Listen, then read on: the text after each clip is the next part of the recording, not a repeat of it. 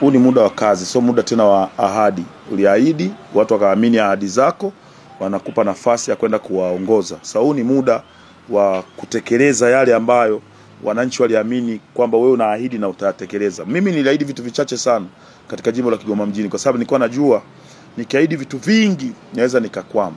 Mimi nimeahidi kuhusiana na barabara za mitaani. Barabara nyingi za Kigoma mjini ni za vumbi na zinakwamisha maendeleo. Barabara ya vumbi inakwamisha mtu anayetaka kujenga nyumba nzuri nyeupe kwenye eneo hilo asilijenge, kwa sababu baada ya wiki moja tu vumbi itakuwa ishaipiga ile ukuta wote utakuwa umeshabadilika rangi. Barabara za vumbi zinatengeneza magonjwa ya kupumua. Barabara za vumbi hazifai kwa majimbo, hasa majimbo ya mjini.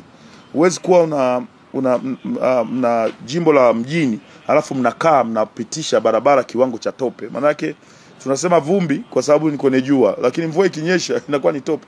Kwa ni kiwango cha tope.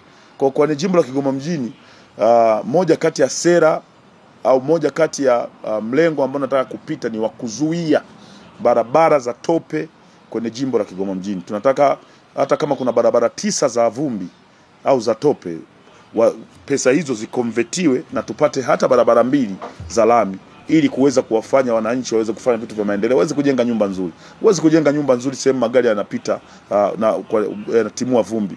Uweze kujenga hoteli nzuri, uweze kutandika mashuka mazuri, ukifungua tu dirisha vumbi lote linaingia chumbani na mashuka yanaharibika. Kwa hoteli nyingi zinakuwa sasa maeneo mengi zinayakimbia, hata kama ni mazuri zinaenda kutafuta maeneo ya kujitenga ili kuepuka hasara ya kufanya marekebisho ya mara kwa mara.